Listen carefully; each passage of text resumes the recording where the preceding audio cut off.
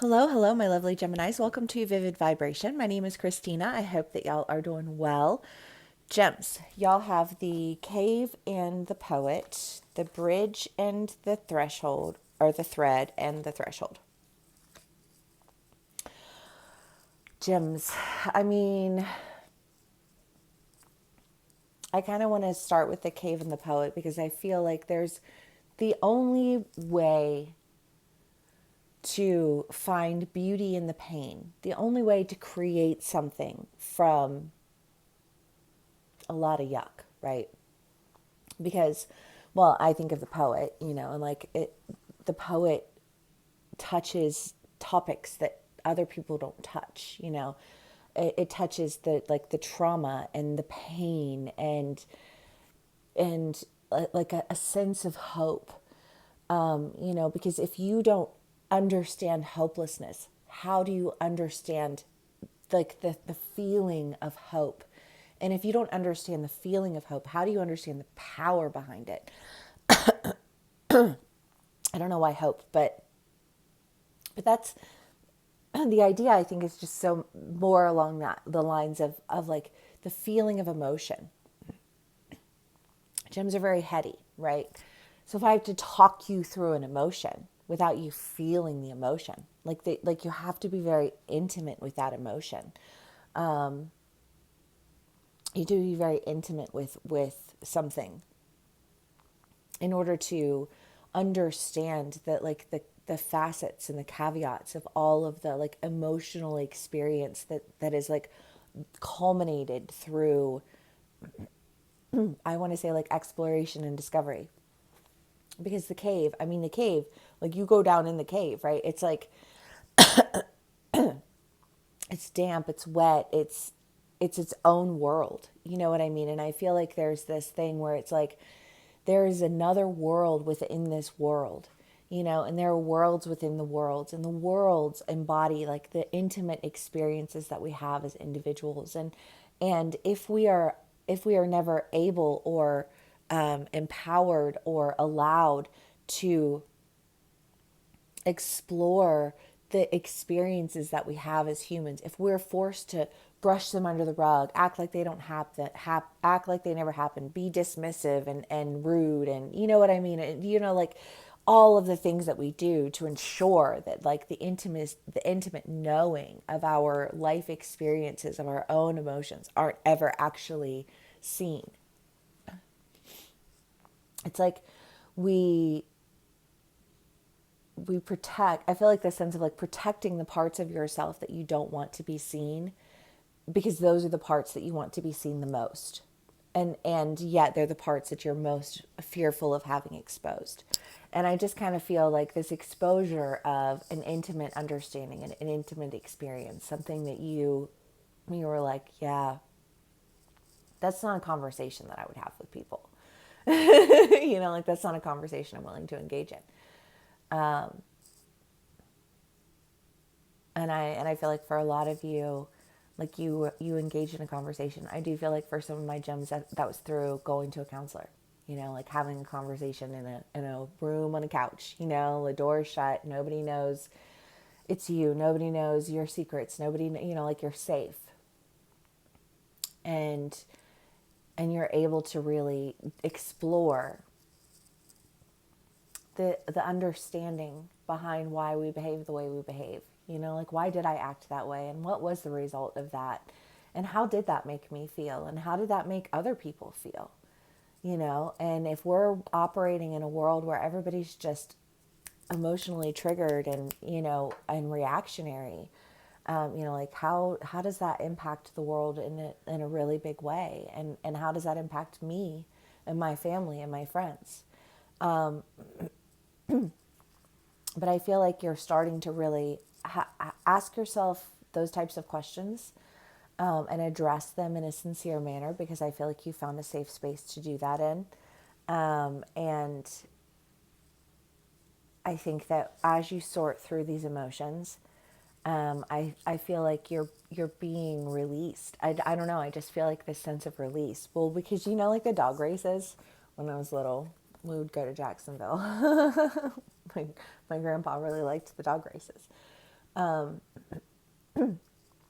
That's what it made me think of. Because it has a sense of being released. You're crossing over. You're crossing the bridge, crossing the threshold, going, being pulled up by the thread. I feel like whatever blockages you were experiencing, a lot of those blockages were because of the fact that you were not willing to, or able to, or situated to, or taught to, however it resonates for you. But you weren't in a position where intimate understanding was anything more than something to be like horrified by. Like we don't speak of those things. I just think of, well, especially if you have a religious background. If you're in the church, if you grew up in the church, if you, are actively engaged in the church, even still, that humanity is not, it's frowned upon. Like you need to be as Christ-like as you can be. And their definition of Christ-like can sometimes be horrifying. Like I remember there's this church that I was a part of, and there were these two families. I was married to one of them, and the other one was they all homeschooled their kids. They had 3-4 kids. The kids grew up together. They did, they were a lot of boys, so a lot of just like running around being boys. But they had a falling out, because over what amounted to religious semantics, and in like a disagreement on what that means.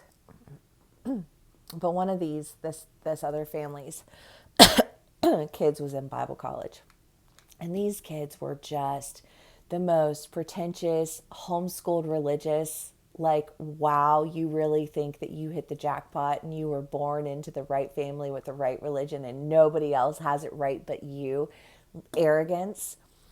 And there was like this, he was graduating from college or something, and I remember the whole family sitting in the front pews and this guy comparing himself to Christ and how Christ-like he was. And I was like, you are the most arrogant, like unloving, judgmental, hillbilly fucktard who thinks that who literally thinks that they have every right to stand in front of the church that they were raised in bumfuck Ohio, to declare how much they were like Christ. That's some arrogance, right? But part of what breeds that arrogance is a culture that disdains humanity, that disdains an idea of sin or, like shortcomings, and upholds this unrealistic idea of perfectionism that ultimately amounts to a lot of colonialism and, like white male privilege, because that's how it, like that was the church, that that was the government, that was the, so I'm not saying white male privilege like, oh, you're a white man. I'm saying historically speaking, that is all we have existed in. You know what I mean? And so historically speaking, there's such a skewed perspective that is so entrenched in privilege that it's like, how do you even have that conversation with people who don't even understand how that exhibits itself, and how do you even have conversations with people who exist in it? I don't know, so I guess I'm saying all that to say that, there are a lot of people out in the world, in a lot of different cultures, in a lot of different scenarios, who have a fear of being real emotion, real, we don't discuss those things. It's my job to be, like an embodiment of Christ. And it's like, well, he was a traveler and an anthropologist in a lot of ways, and he didn't go out. He told people, do not tell people what I'm doing. This is not me trying to be out here in the streets being like, I'm God, look at me. He's like, no, I'm trying to help you heal yourself. Because if you teach a man to fish, like he'll eat for his entire life. But if you just go around doing it for people, then they're going to be reliant on you. So you have to teach people how to do that for themselves. And that's what he was doing. He was teaching, he was educating, he wasn't glorifying himself. And I just kind of feel like you've been in an energy where glorification of self was like an acceptable thing, whereas humility was like scorned, and somehow that was in complete contradiction with what it is that was trying to be accomplished. And I think that was where your blockage was, because you were operating from a mentality of glorification and holiness and look at me and we don't sin here, to like, and translate that, I mean, to people outside of the church. Oh my God, like it's everywhere in like woo communities. You've got I don't know. I like there are, and it's no hate, but like there are like the witchy girls and the tarot girls, and I never want to associate myself with any of it, because I think that it's the same concept as the church. People who with self-inflated egos and not any real actual spiritual gifts. They just like they read a book about it and they're like, oh my God, I'm woo. Oh my God, I read tarot, and you're like, okay, well, cool. Like, I'm glad that you're culturally appropriating our natural gifts still, while making it out like you're all glory and we're all shit, like how do you approach these things, but like that's literally the world that we live in, and it's such a facade, and it's ego driven, and it's we don't sin here, and we, like what I don't know, like any political organization, we're all behind this and da, da, da, da. It's just got that arrogance to it, but that arrogance really ultimately doesn't do anybody any good. It doesn't. Nobody benefits from that type of energy or that type of behavior, and yet it's what's glorified and it's what's honored. And I feel like what you're starting to see is that, like, what are you loyal to and why? And it's like, wow, when you realize what it is that you're loyal to and why, and you switch that, it's never been that you're not loyal. It's always been, what are you loyal to? And I feel like when you realize what it is that you've been loyal to and how it is that you can change that, and you cannot be that way, then that's a change that you make. I think that opens life up for you in a really big way. Yeah, because when you see things differently, oh look, oh love. Okay, hold on, sorry. When you see things differently, instead of seeing things like you're always stuck in the middle, and you never, like, I can't really, like, I can't really do this and I can't really do that, because I have to identify through this, because I have to represent this, because I have to da da da da da. And it's kind of like, well, when you think about what it is that you're actually representing, what it is that you're actually anchored into, like, don't you, I just feel like this, like you do, and it's not a question, you do want to immediately exit that energy. You want to see your way out. And it makes sense why you couldn't just see your way out. Why can't I just turn the light on and see my way out? Like, why does this have to be so complicated? And it's like, well, honey child, because life is complicated, because humanity is complicated, because healing isn't easy. But isn't it worth it?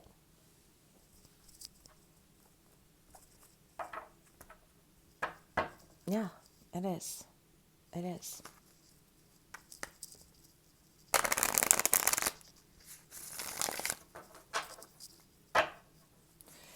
Gems.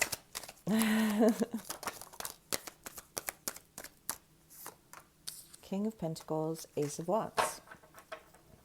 Yeah, I feel like whatever this blockage is that you were experiencing, like, I don't think that it's a blockage anymore. And I think a lot of that has to do with the fact that you are aware of what you were loyal to and why. I think that you had a space where you could sit, you could calmly, like, address all of the things, that needed to be addressed, all of the reasons why it needed to be addressed, and then understand like the significance behind that, removing of that blockage. And I think making moves from there, because you weren't making moves for a while.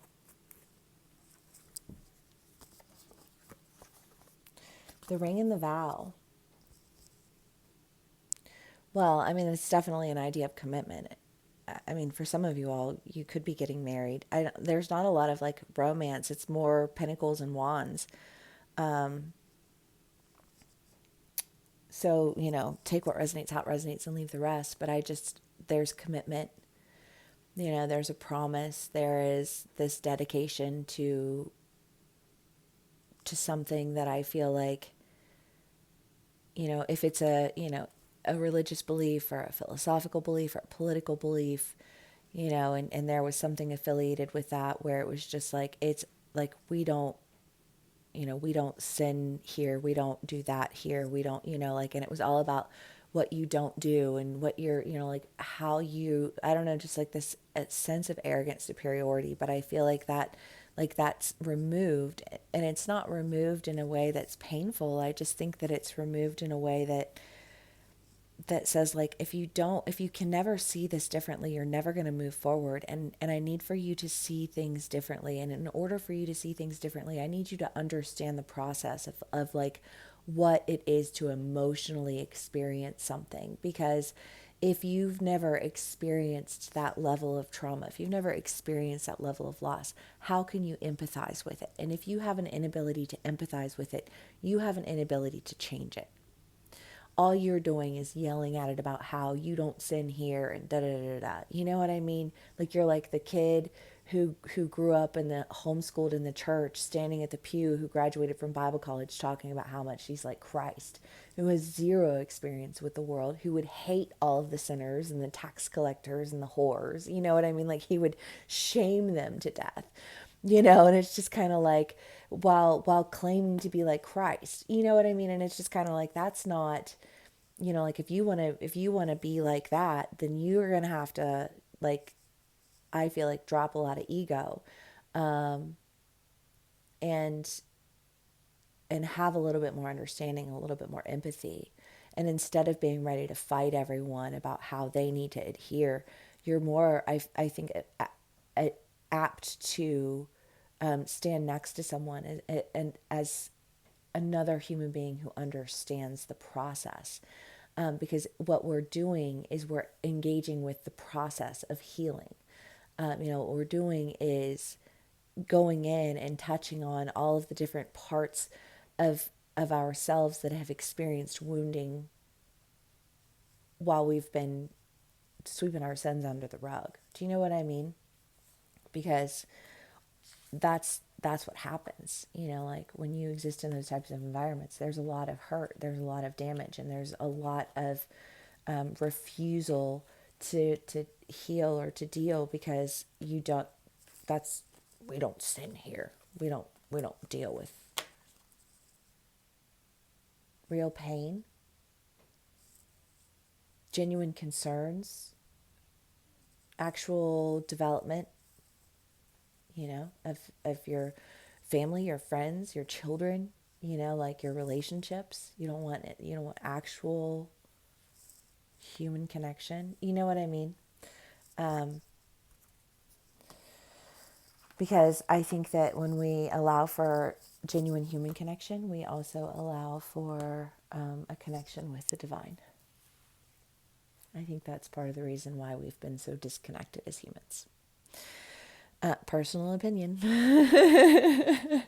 Anyways, gems, interesting read. If this does resonate with you, please do give me a like, share, and subscribe. And I will see you all again soon. Bye.